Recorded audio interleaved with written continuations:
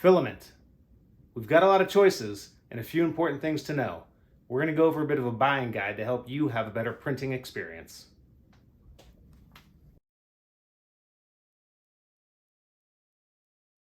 So the first thing we want to go over is size.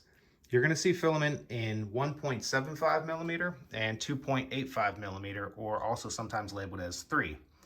And where that comes into play is the diameter of the material and the opening of your extruder. So you have to get the material that fits your machine. One really important thing to use is some digital calipers. I use these all the time for different things. And one of those things is you can test if your filament is within spec. So when you're buying these, you'll often see them labeled as being plus or minus 0.02 or 0.03 or 0.05. And that's the tolerance that they're made to. I would encourage you to find a reputable dealer and a reliable source, because your filament is going to be important. You're using this to produce and to make things. So having a consistent diameter, sometimes I've had some spools that have long sections that get really thin, and when that happens, your extruder can't grab it and your print will fail. Taking a closer look, we can also see there's a lot of difference in spool sizes. So anywhere from small 250 gram spools to kind of a standard 1 kilogram spool. This one's a little more narrow. I think that was a 750 gram maybe. Up to a really big Varioshore spool, or like a 3 kilogram Polymax PC.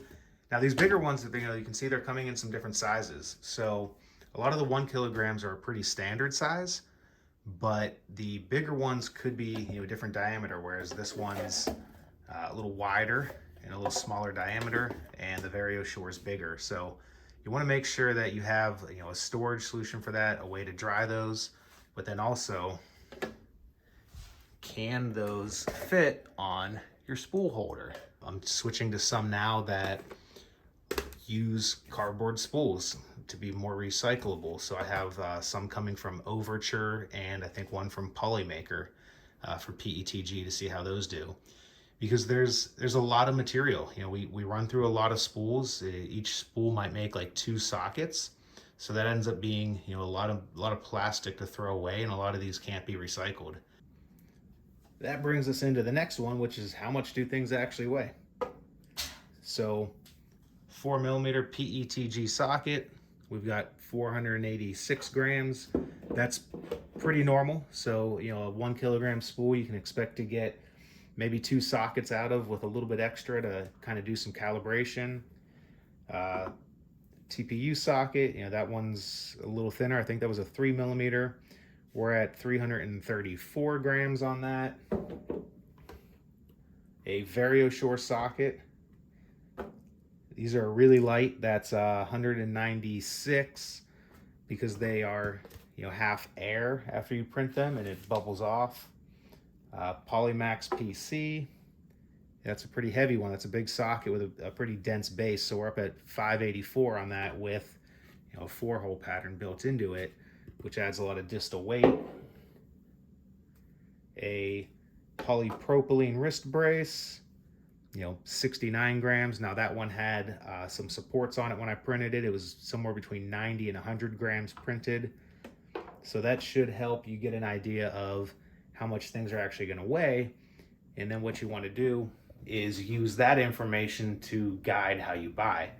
Do you want to buy a bunch of 1 kilogram spools? Do you want to buy 3 kilogram spools and change them out less? Now again, keep in mind, fitting them on your machine and drying them could get more tricky that way. The next thing to take into account is the actual ability of your own printer to print different materials. So is the hot end hot enough? Can it get hot enough to melt the material you're trying to print? Can your bed heat up enough to allow for proper adhesion so you don't get things warping and peeling off during a print? Do you need an enclosure to help further prevent that warping? Or does your nozzle need to be specific to the type of material you're trying to print? So a few of these things, the temperature, a lot of the materials will say it right on the spool there, or those are also listed on their websites when you buy them. So always be paying attention to those temperatures. This TPU, I actually run that one at like 210 degrees Celsius. PETG, you're going to be up around probably 245 on that a lot of times.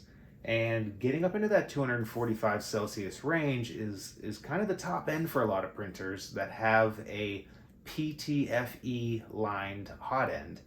And that's where a piece of plastic is actually guiding your filament into your nozzle. And above about 240, 245, that PTFE tube will start to degrade and break down. So if you have a material that needs to be hotter, or you just want to be able to run hotter things, you can switch to an all metal hot end or install a bimetal heat break that removes that PTFE from contact with the heated source. That'll allow you to print things like Polymax PC, which you might need to be up around 260 to 275, or some different nylons. There's actually nylon 230, which is nice. You can print it down at 230 degrees, so that's a pretty accessible option. But keep in mind that these materials that need hotter temperatures are also going to need that enclosure most often.